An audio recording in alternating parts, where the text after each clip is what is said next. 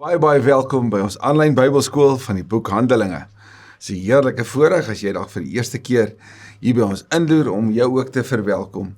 Dit is 'n baie diep, stadig stappende reis waarin ons beleef hoe die Here deur sy Gees werk in die lewens en deur die lewens van die gelowiges en die wêreld al hoe meer transformeer.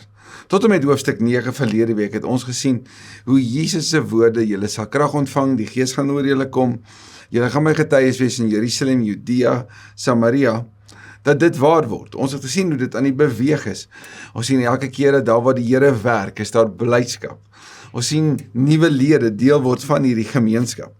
Maar elkeen van hierdie groeperinge wat tot op hede die evangelie gehoor het Joodse wortels, diep Joodse wortels. Wel die Jode in Jerusalem, die Griekse Jode in Jerusalem en die Samaritane self wat net in die eerste 5 boeke van die Ou Testament geglo het, maar ook sterk Joodse wortels gehad het met die verhale van die stamvaders en dies meer. Hulle het dit met mekaar in gemeen. So dit is wat tot op hede gebeur het. Einde van hoofstuk 9 sien ons dat Petrus, nadat ons die groot verhaal van Paulus se bekering en die 3 dae van donker wat stap na lig toe, Ananias, wat beteken die Here is genadig, wat vir hom bid, Saul wat deel word van hierdie geloofsgemeenskap, terug aan Jerusalem toe uiteindelik en daardeur Barnabas ook aan die gelowiges bekendgestel word, eindig Lukas met hoofstuk 9 met die fokus op die ander groot rolspeler in Handelinge, naamlik Petrus. Petrus wat aan huis is van Simon die leerloier, maar net voor dit is hy in die omgewing van Joppe.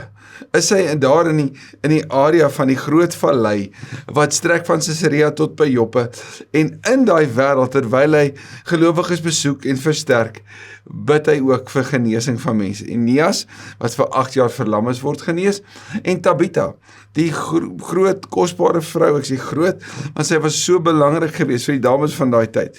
Die vroukie wat klere gemaak het vir almal, wie se deernis vir die armes oral bekend was, sy sterf. En dan gaan Petrus na hy bid vir haar, en sy word genees. Sy staan op, en onmiddellik weer is daar dienswerk. Petrus is by Simon die leerloier in Joppe. Die interessante is Petrus by 'n leerloier, 'n man wat met karkasse werk om uiteindelik die leerprodukte te vervaardig. Iets wat 'n Jood homself natuurlik vanaf sou weghou. Maar Petrus se wandel met die Here is elke keer buite sy grense heen. Die Here neem hom elke keer na die plekke van sy eie persoonlike ongemak. En elke keer daar beleef hy iets baie kosbaar van die Here en van die krag van die evangelie. En so kom ons by hoofstuk 10 aan. Sommige reken hoofstuk 10 is een van indien nie die belangrikste hoofstukke in die groot Handelinge boek. Sommige reken selfs, dis een van die belangrikste hoofstukke in die beweging van die kerk in die Nuwe Testament. Kom ons kyk hoekom. Ons bid saam. Here Jesus, wat 'n voorreg om saam te kan wees. Wat 'n voorreg om Here U woord te mag oopmaak in 'n tyd soos hier, juis in 'n tyd soos hierdie in ons elkeen se eie lewe en wandel met U. Dankie vir wat ons tot op hede kon ontdek. Omdat U besig is om vir ons te openbaar hoe ons U hart vir U wêreld ook al hoe meer hoor. Ag en Here, bitter dankie dat ons U woord het in 'n taal wat naby aan ons hart is en dat ons U kan aanroep daarin. Dat ons kan nadink daaroor. Ag en ek bid so dat in ons refleksie op hierdie groot hoofstuk, dat U ook Here groot bewegings in ons harte sal bring. Ek bid dit in Jesus se naam. Amen. Die verhaal van Handelinge 10 is die langste verhaal in die boek van Handelinge, en ek vermoed dat Lukas het soveel detail hierin gesit, soveel so dat dit selfs herhaal word later deur Petrus, maar soveel detail in hoofstuk 10 gesit, dat hy daardeur die klem op alles wat hier gebeur het, wil laat val, en wil sê hoor, maar moenie mis wat hier aan die gang is nie. Ons lees, die opskrif hier in my 83 vertaling, wat die notas is wat ons gebruik, is Petrus en Cornelius. In Caesarea was daar 'n man met die naam Cornelius, 'n kaptein in die sogenaamde Italiaanse regiment. Nou Caesarea is suid van Karmelberg en noord van Joppe. As jy daar op die kaart gaan kyk, gaan jy sien, dit lê so teen die kus. Caesarea was noord gewees van Joppe, en jy sou kon sien dat hy daar teen die kus sou lê, en hy suid van Karmelberg. Nou, daar's 'n baie mooi ooreenkoms tussen Petrus se belewenis hier in Joppe en Jona wat in Joppe afgegaan het. Kyk mooi, sal dit nou daarby uitkom. Nou wie was Cornelius geweest? Wel, Lukas gaan nou vir ons beskryf. In hierdie Saron vlakte van plus minus 50 km was hy bekend geweest. Hy was 'n kaptein oor 100. Dis die woord centurion. Hier waar ons dorp is, waar ons bly, is dit die naam. Nou centurion beteken 'n hoofman oor 100 en daar was 'n klomp van hierdie en op hierdie manier het die Romeinse ryk natuurlik gefunksioneer. Cornelius was dus 'n man van gesag. Hy was invloedryk en hy was vermoond geweest. Hy was kaptein in die sogenaamde Italiaanse reglement. Om deur te sê Italiaanse reglement, sou die Jode natuurlik hom assosieer met hy is 'n heiden. Hy is 'n ongelowige, 'n belangrike konsep in hoofstuk 10 vir jou en my. Hy was godsdienstig. Ons lees nêrens daar dat hy gelowig was nie. Inteendeel, ons lees ook nêrens dat hy die Joodse geloof ergens aangeneem het nie. Wat ons waarskynlik weet is dat in sy godsdienstigheid het hy homself blootgestel aan die godsdiens van die Jode, aan hulle gebruike, aan hulle tipiese ritmes van 3 keer 'n dag bid, uitreik na die armes, daai tipe dinge. Ons weet dat dit is wat in sy hart geleef het en dit is so mooi want dit beteken die Here kyk verby die tipiese godsdiens na wat in jou hart en in jou toewyding leef. Hy was godsdienstig en godvreesend. Hy en sy hele huisgesin. Dit is belangrik hierdie gedagte van hele huisgesin want geloof word in die huis geleef. En ons sien dit ook by Cornelius. Hy het baie gedoen om die armes onder die Joodse volk te help en hy het gereeld tot God gebid. 2 tekens van toewyding. Gebed en die uitreik na nood. Gebed en by mense uitkom. Dit was die ritmes ook van die Jode van daai tyd. Een middag teen 3 uur. Nou daar was 3 tye van gebede vir die Jode en Cornelius het dit ook gevolg. So teen 3 uur het hy in 'n gesig duidelike engel van God na hom toe sien kom wat na hom roep, Cornelius. En so hier in die tyd van gebed is daar 'n engel teenwoordig. En as jy die Handelinge boek tot nou toe saam met ons gelees het, sal jy weet dat oral waar daar 'n goddelike beweging is daar 'n engel teenwoordig. Ons sien dit gereeld. Ons weet ook dat die Here het met Paulus gepraat en ons weet dat die Gees het vir Filippus gelei, maar op ander plekke sien ons dat wanneer daar 'n engel is daar iets aan die gebeur. En hoor mooi, hierdie is 'n heiden wat bid en 'n engel wat teenwoordig is. Wat opnuut vir ons sê dat vir elkeen van ons, wanneer jy op 'n regte plek voor God is, 'n opregte plek voor God is, dan tree hy in, dan is hy daar, ook soos hier vir Cornelius in sy situasie. Hy is besig om te bid en hy beleef 'n engel. Hierdie engel wat ons gereeld sien ook in die Ou Testament optree, ook vir hulle buite die Joodse tradisie. Ons sien dit in Abraham se geval, ons sien dit met Biliam. Gaan lees gerus daai verhale. Cornelius het hom verskrik aangekyk. Nou die engele was nie soos wat ons sou sien in City of Angels, 'n mens met 'n ander kleur of met wit klere aan nie. Nee, hulle was intense figure. Hulle was figure wat geweldig indrukwekkend was. So geen wonder, hy het geskrik nie. Hy het hom verskrik aangekyk en gevra, "Wat is dit, meneer?" En toe praat die engel met hom. Die engel sê vir hom, "God het gelet op jou gebede en wat jy vir die armes doen en hy het aan jou gedink." Nou die agterstorie, soos die Engelse sou sê die backstory van die verhaal van die Israeliete is toe hulle in 'n tyd van onderdrukking was, sê die Here vir Moses, "Ek het hulle gehoor en ek het aan hulle gedink. Ek het aan hulle gehoor en ek gaan optree." So God wat luister is heel duidelik hier 'n tema wat 'n mens hierin ook moet hoor. En hy het aan jou gedink. Stuur nou dadelik mense na Joppe toe en laat daar 'n sekere Simon haal wat ook Petrus genoem word. Onmiddellik is daar detail in die leiding van die engel. Soos wat Jesus leiding geneem het in Paulus se bekering en wat hy daarna moet doen, so kom hierdie engel nou vir Simon, vir Cornelius en sê vir hom, "Jy moet na Simon toe gaan, die huis van Simon, die leerloier, en daar vra jy vir Petrus." Nou ons ken hom as Simon Petrus, nie waar nie? Maar Petrus hierdie baie unieke beskrywing van hom, naamlik dat hy 'n rots is, hierdie rots op wie ek my kerk gaan bou. En die engel stuur vir hom met baie detail na sy mense toe, dat hulle iemand kan gaan haal, want onthou, hy's 'n hoofman oor 100, hy's 'n man van gesag, nou staan hy onder die gesag van hierdie engel, en hy moet 'n opdrag uitvoer.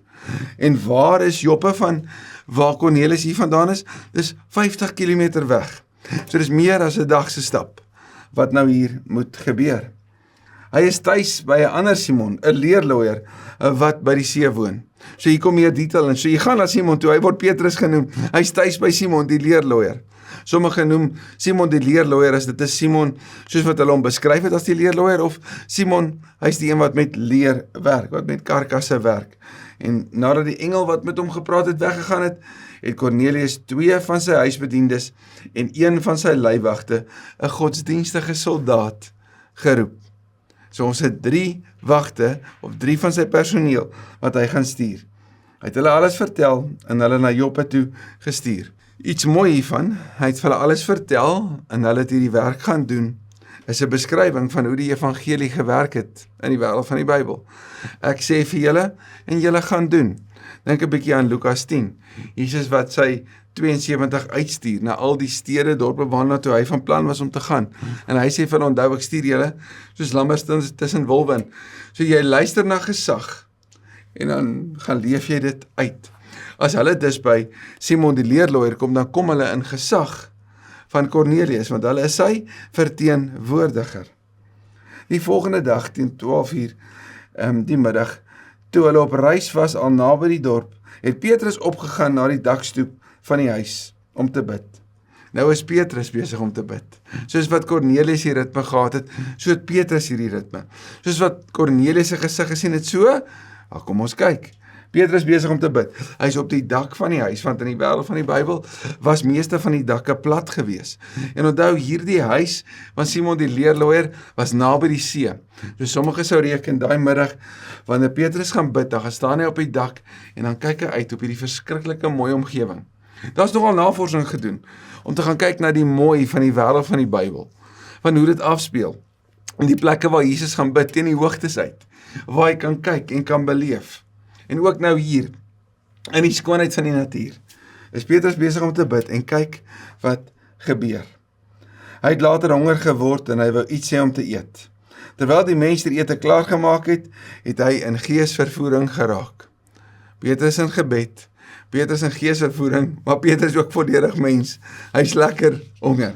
En kyk wat gebeur in sy droom. Vers 11, hy het die hemel oop gesien, en iets soos 'n groot doek wat aan sy 4 punte neergelaat word, sien afkom grond toe.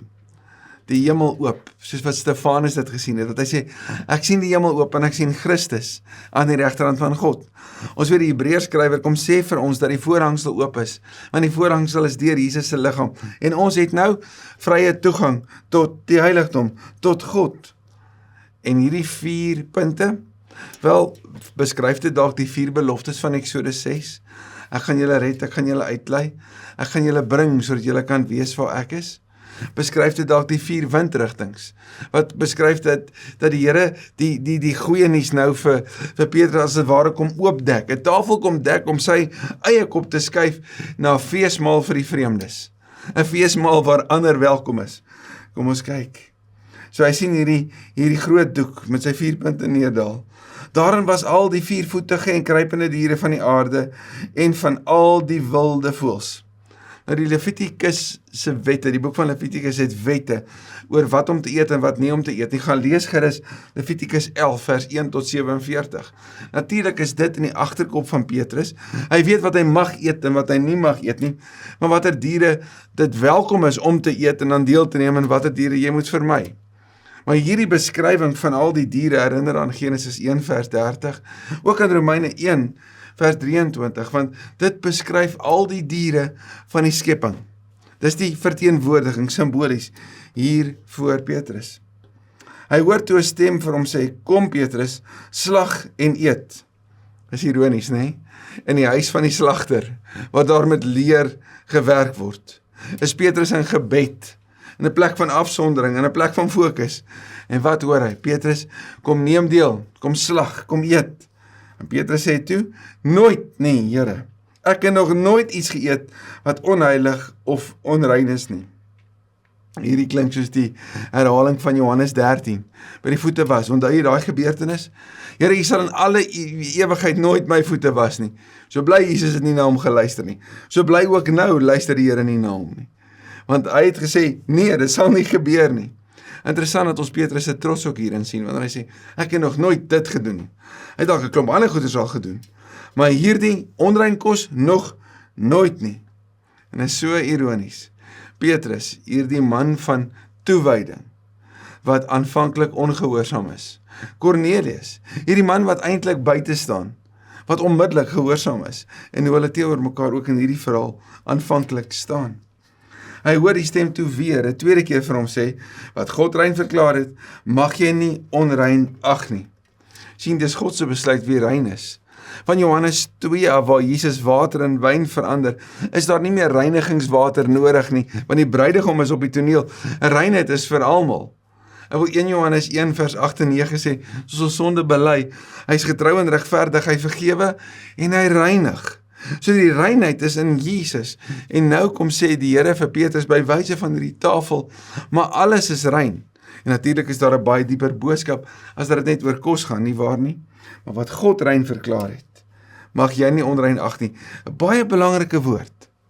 Wat God rein verklaar het, mag jy nie onrein ag nie. Want jou mening is ondergeskik. As die Here so sê, dan maak jou mening nie saak nie. Want hy is die Here, jy nie waar nie? Dit het 3 keer gebeur en daarna is die doek weer in die hemel opgetrek. Petrus die man van 3, dis so asof hy nie wil hoor nie. 3 keer verloon, 3 keer die kans gekry om te sê, ja Here, ek het U lief. En 3 keer hierdie opdrag waarna hy moet luister. Terwyl Petrus nog wonder oor die betekenis van die gesig wat hy gesien het, kom die mans wat deur Cornelius gestuur het by die voordeur aan. En hulle was op soek na die huis van Simon. Simon die leerloier, hulle klop aan die deur. En hier is die Here se tydsberekening, presies op die tyd, wat Petrus se hart oop is, wat sy denke oop is, gebeur die volgende tree. Dis soos met Filippus, gaan stap en dan gebeur die detail. Petrus, hier is die volgende tree, hier is die volgende ding wat jy moet doen. God se tydsberekening is perfek. So in die normale gang van die lewe is die Here aan die werk. En terwyl Petrus nog nadink oor die gesig, sê die Gees vir hom, daar is 3 mans wat jou soek. 3 keer die gesig gesien, 3 mans wat jou soek. Petrus, is jou ore oop? Kom, gaan onder toe en moenie aarzel nie, om saam met hulle te gaan nie, want ek het hulle gestuur. So gaan nou, kom, beweeg, laat jy gaan. Petrus die man van 3 keer luister, gaan na 3 mans toe, en waar gaan hy? Hy gaan af. Soos Jona van ouds, af in Joppe. Jona het afgegaan na hawe toe. Hy het afgegaan na die skip se bodem toe. En daar op die donkerste, onderste plek in sy lewe, ontdek Jona, dat die Here aan die werk is, ook onder die heidene, want 'n skip op pad na Tarsus toe, 'n handelsskip, word 'n tempel van aanbidding, en dit neem Jona nog verder af tot in die bodem van die see, om te sê, Vader, ek sal doen wat U vir my sê om te doen. Wel, Petrus, gaan af, gaan na die manne van Joppe toe, ek het hulle gestuur, belangrik, hulle is hier, want God het hulle gestuur. So dit is nie Cornelius nie, nee, die gesag agter dit is die Here aan die werk. Juist daarom is hierdie hoofstuk so belangrik. Petrus het onder toe gegaan en vir die mans gesê, hier is ek, dis vir my wat julle soek, waarom is julle hier? Hier is ek. Sjoe, ek wonder toe Petrus dit sê, of hy kon onthou, dis die woorde wat Jesus gesê het in Getsemane, toe die soldate kom soek het. En hy sê, wie soek julle? En hulle sê Jesus, en hy sê, dit is ek. Toe val hulle natuurlik voor, want Jesus kom in gesag. Wel, Petrus, in navolging van die Here, kom sê vir hulle, die een wie julle soek, dit is ek. Hulle antwoord, kaptein Cornelius, en hier is hulle gesag, kaptein, die hoofman oor 100, die centurion. Die hoofman het 'n opregte en godvreesende man, vir wie die hele Joodse volk hoë agting het 'n openbaring deur 'n heilige engel gekry, dat hy u na sy huis toe moet laat kom, om te hoor wat u te sê het. En hier, in die groot verhaal van Lukas, skuif van die belangrikste fokusse op die heidene. Tot en met Here was dit die Jode met die Samaritane, die Jode met die Griekse sprekende Jode wat deel is hiervan. Maar nou, Petrus, hier is 'n volgende hoofstuk. En kaptein Cornelius, ek wil 'n man uit die Italiaanse reglement, 'n heiden op wie die Jode neergekyk het. Hy het 'n engel gesien en die engel het jou naam genoem. Die Here van die detail. Dieselfde Here wat detail vir Petrus gegee het, is die een wat met Cornelius gewerk het. En nou is die ontmoeting daar. En hulle kom sê dit, hierdie bediendes. Hoe mooi dat die bediendes, die dienswerkers, die getuies is van God se werk. Ons sien dit daar by Kana Galilea, by die troue. Ons sien dit by skaapwagters, met Jesus se geboorte. En nou weer, hier kom deel hulle hierdie groot storie. En hoe word Cornelius beskryf? Hy's 'n godvreesende man vir wie die Joodse volk agting het, want hy was so goed vir hulle gewees. Petrus nooi hulle toe in en gee vir hulle huisvesting. Die heidene wat in die huis inkom. Sien, philoxenos is die woord vir gasvryheid. So baie bekende tema in die Nuwe Testament, is ook 'n baie bekende fokus van die vroeë kerk. Daarom in al ons gemeentes moet dit tog ook so wees, dat gasvryheid deel is van hoe ons beplan, hoe ons doen, hoe ons dink. En dit word eers op die tafel geplaas, word mense verwag, beleef hulle dit. Wel, hierdie mense is nou gasvry, hulle beleef gasvryheid. Petrus hulle is gasvry, en ons sien die heidene beleef gasvryheid, en hulle kom in die huis van Jode. Wel, dis so mooi, en so groot skuif, en ek wonder of ons die grootheid en die omvang hiervan regtig besef, in die wêreldbeeld van daai tyd. Die volgende dag het hy 'n paar van die gelowiges in Joppe saam met hulle gegaan, en 'n dag later in Caesarea aangekom. Ons sien in 11 vers 12, hy het 6 manne saam met hom gevat, 3 keer meer as wat verwag sou word. Jy moes net 2 geneem het, maar hy vat 6. Cornelius stuur 3, Petrus vat 6. So hier 7 van hulle op pad met hierdie 50 km ver see langs, daarna Caesarea toe. En die volgende dag, Petrus stap saam, Petrus in tyd, Petrus hoor die Here se wil, Petrus se oë sal op 'n nuwe manier oopgaan vir waarmee die Here besig is. Cornelius het hulle verwag, en het sy familie en huisvriende reeds bymekaar geroep. Cornelius die getuie, Cornelius die gehoorsame, Cornelius wat klaar as eintlik 'n volgeling van Jesus optree, wanneer hy mense uitnooi en sê kom sit saam. Dat herinner my so aan Saggeus, Hy eet hele ete en Jesus is die gas. En almal word genooi om die goeie nuus te hoor. Cornelius weet iets is aan die gebeur, en hy wil dit nie net vir homself hou nie. Hy's gasvry ook in dit. En hy nooi ander om hierdie te kom deel, en in hierdie proses val die mure wat skeiding gebring het. Julle sal my getuies wees in Jerusalem, in die hele Judea, in Samaria, en tot in die uithoeke. Jy sien, die heidene was die uithoeke. Die heidene was die uiterste. Dit was die ongelowiges. En elke keer, wanneer die kerk oor die grens skuif, dan val die mure van skeiding. Dan word die skeiding uitgewis. Kyk mooi wat gebeur. Toe Petrus daar kom, het Cornelius hom tegemoet gegaan en eerbiedig voor hom gekniel. Dis so die fisiese uitdrukking van Cornelius se toewyding aan die Here. Dat dit nie oor hom gaan nie, dat hy ander eerste stel. Dat hy uitgaan is 'n mooi beskrywing deur Lukas, wat ons herinner aan Lukas 15, 'n pappa wat eintlik kon terugsit en sy seun afskryf, nee, is die een wat nader tree en na hom toe hardloop en hom gaan druk en hom omhels en hom welkom heet. Cornelius kom sê hier vir 'n Jood wat hulle het mekaar nogal beskryf as barbaroi, as barbare. Hulle het neergekyk op mekaar. Hierdie Jood word ingenooi deur Cornelius. Nou kniel Cornelius vir hom, en wat sou Petrus kon doen? Onthou, in 'n wêreld van eer en skaamte, sou Petrus kon sê, wel, staan net daar. Maar nee, dit werk nie so nie. Die enigste persoon voor wie jy kniel, en wat waardig is dat ons voor hom kniel, is Jesus die Here. En dit is hy wat ons toelaat om voor hom te kniel. Ons is bevoorreg om daar te kan wees, want hy is die Here. Petrus sê vir hom, staan op, ek is self ook maar net 'n mens. Ek is self van ook maar net 'n mens. Geen persoon moet eer ontvang nie, net die Here. Terwyl Petrus met Cornelius praat, gaan hy die huis binne, waar hy baie mense bymekaar aantref. En hy sê vir hulle, nou hoor net hierdie, hulle is besig om te gesels, en nou stap hulle na die huis toe, en hier, om in die huis in te gaan, is iets wat geen Jood ooit sou doen nie. Om oor die drempel te stap en in 'n spasie in te gaan waar 'n heiden is letterlik in die kulturele agtergrond van die Jode om onreinheid op jou te bring. En onreinheid bring skaamte vir die gemeenskap waarvan jy deel is. Dit sou ook beteken dat jy buite die gemeenskap moes bly, want jy's nou onrein. Jy gaan na 'n plek toe waar jy nie moet wees nie. Maar sien, die Here wis die grense uit. En Petrus stap saam in en hoor wat sê hy nou. Julle weet dat die Jood nie met iemand van 'n ander volk mag omgaan of by hom in die huis mag kom nie. Maar God. Telkens hierdie twee woorde, maar God.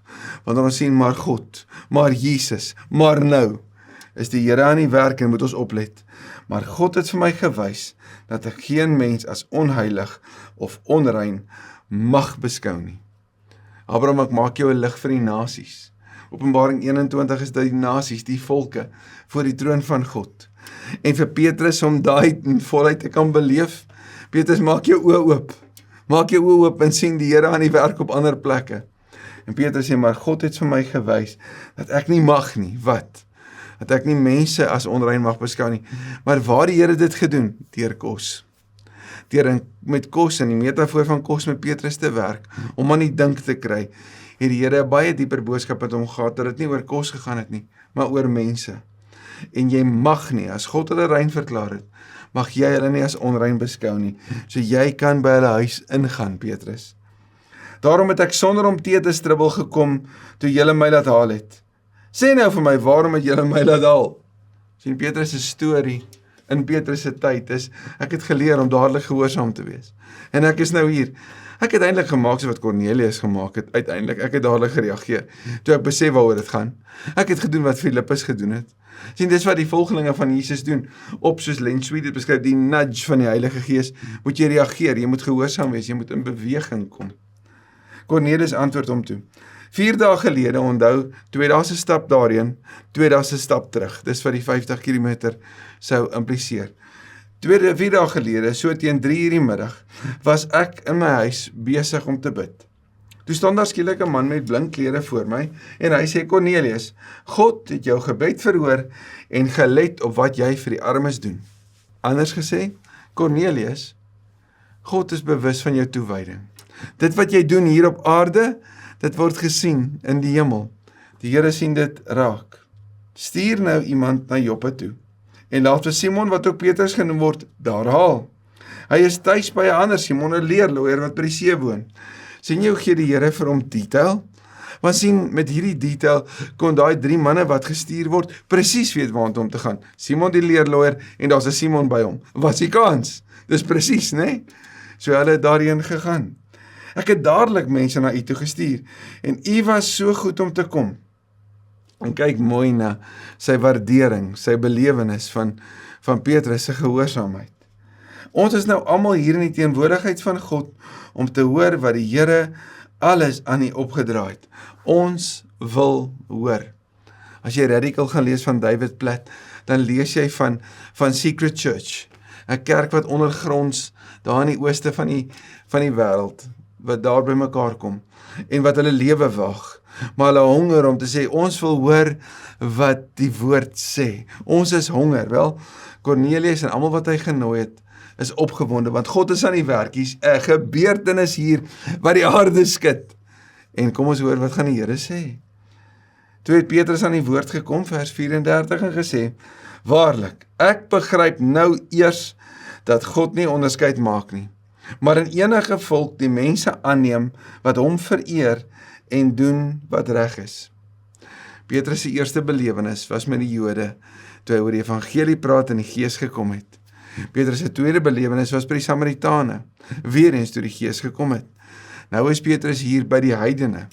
Sy derde grens om oor te steek is ook die laaste grens in sy verstaansraamwerk van hoe God werk en hoe alle mense voor God kan verskyn as hulle in opregtheid toegewyd aan hom leef en as hulle sy liefde kan beleef. Alle mense is welkom. Dis wat Petrus hier besef. Dit breek sy brein.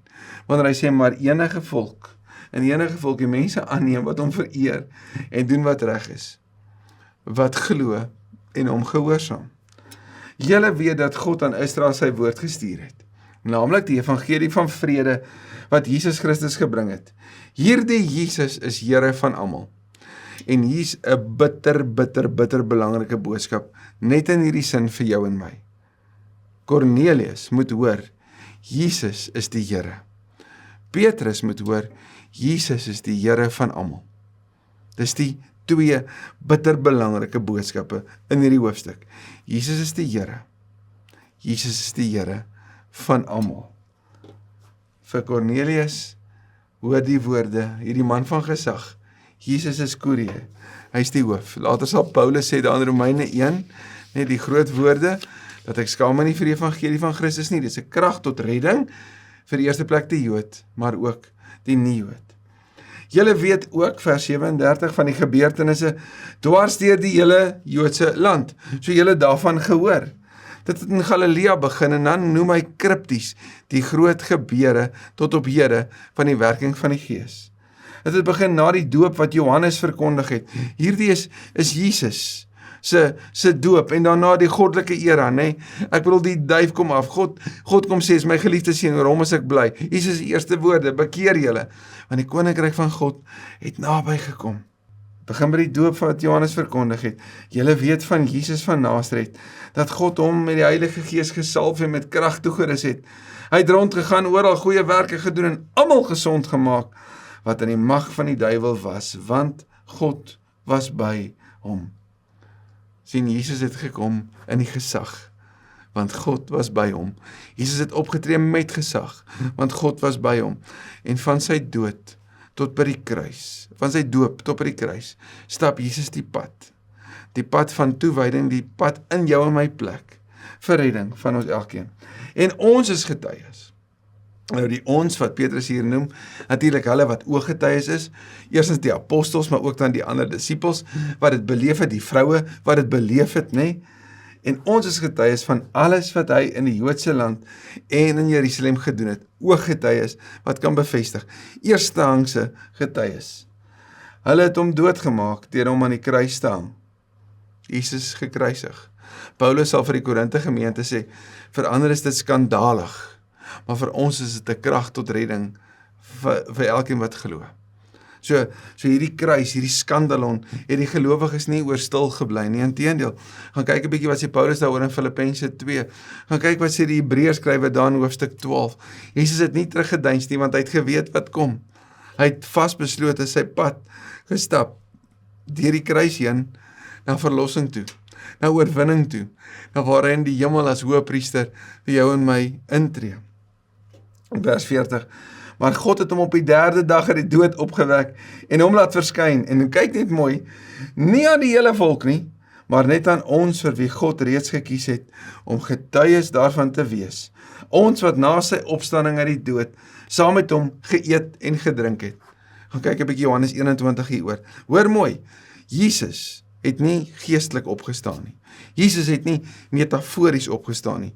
Jesus het in 'n verheerlikte liggaam opgestaan en hy kon eet en drink en beweeg. Hy het deur mure beweeg, want hulle het hom dan gesien en dan was hy nie daar nie. Maar tog kon hulle aan hom vat. Hy is 'n totale ander werklikheid wat hy gebring het. Die verheerlikte Christus, wat hulle op aarde beleef het. Die Here wat die dood getriomfeer het, wat oorwin het. Wat saam met die Emmausgangers stap, wat saam met hulle brood breek, is die Here wat die gelowiges stuur om hierdie getuies te wees, om boodskappers, apostolos, te gaan wees. Hy het ons opdrag gegee om aan die volk te verkondig en te bevestig dat dit hy is wat deur God aangestel is as regter oor die lewendes en die dooies. Weer eens 'n ere-erkenning aan wie Christus is.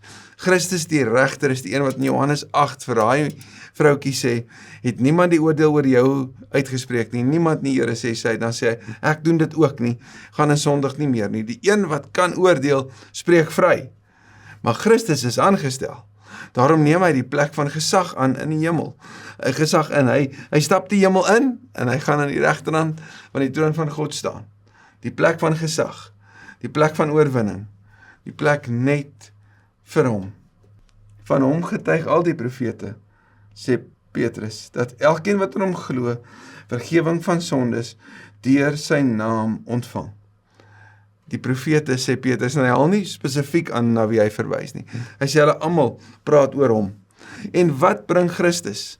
Deur geloof in hom, vergewing van sondes. Wel, as geloof vergewing van sondes teweegbring, beteken dit offers kan dit nie doen nie. Kan jy sien, 'n nuwe era? So kom hier Cornelius, kom hoor hierdie goeie nuus, glo in Jesus, jy sal vergewe word. Jy sal nuut gemaak word. Jesus se woord aan die kruis word waar. Dit word nageleef deur Stefanus. Kom hoor dit Cornelius, dis regtig so goed. Deur te glo is daar vergewing van sondes in sy naam. Want in sy naam is daar redding, genesing en vergifnis. Terwyl Petrus nog praat, het die Heilige Gees op almal gekom wat na die woord geluister het. Die woord is aan die woord, want die Here word verheerlik deur Petrus se woorde en die woord is aan die werk wanneer die Gees ook kom, want die woorde van Jesus word gespreek en die Gees kom en hy beweeg en hy kom op almal. En vir Petrus breek 'n totale nuwe wêreld oop, want hy het nou gesien dat almal is welkom, maar nou sien hy ook dat die Here werk selfs buite die sisteem van wat hulle tot op hierdie oomblik geken en verwag het. Naamlik dat die Gees ook hier op die heidene kom en aan die werk is. Toe die Joodse gelowiges, dis daai 6, wat saam met Petrus gekom het, hoor hoe die mense ongewone tale of klanke gebruik en God prys, was hulle baie verbaas dat die Heilige Gees as gawe uitgestort is, ook op mense wat nie Jode is nie. Hulle onthou Handelinge 2, en hulle onthou die beweging van die Samaritane, maar nou, 'n totale nuwe wêreld, die Gees wat werk deur die lewens van die heidene. Die Gees wat op almal afkom, en Petrus sê, hierdie mense het net soos ons die Heilige Gees ontvang. En hoor mooi, wat verander dat hulle nou met water gedoop word? Daar's 'n debat in die kerk vir jare al, eintlik vir eeue al, waarin daar gepraat word, is dit eers doop en dan vervulling met die Gees? Sien hier, deur hierdie gebeurtenis, kom sê dit vir jou en my, niks is meganisties nie. Die werking van die Here is nie meganisties nie. Ons kan dit nie in 'n boksie sit nie. Ons kan nie sê dit moet presies so gebeur elke keer nie. Nee, nou het die Gees gekom. Daar's nog nêrens eers 'n geloofsverklaring nie. Daar's 'n openheid vir die Here. So geloof en doop en vervulling met die Gees is nie 'n prosesmatige gebruik nie. Hier is die Here aan die werk. En wat is die eerste ding wat die gelowige sê? Wel, die Gees is aan die werk, so hulle is deel van ons. Wat sien die simbool, die teken, die gebeurtenis wat ons aan mekaar bind, is die doop. En Jesus het gesê, doop hulle wat? In naam van die Vader, die Seun en die Heilige Gees. En let baie mooi op, daar's nog nêrens 'n beskrywing, 'n verduideliking, 'n uitleg van wat die doop beteken nie. Dit kom eers in Romeine 6. So hier is daar gaan iets met jou gebeur, en dan gaan jy ontdek wat met jou gebeur het.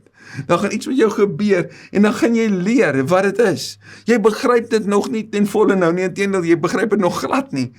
En iets gaan met jou gebeur, soos wat jy wandel, saam met die Here, in gehoorsaamheid aan hierdie tree wat hy gee, wat hy nader gee, na jou toe.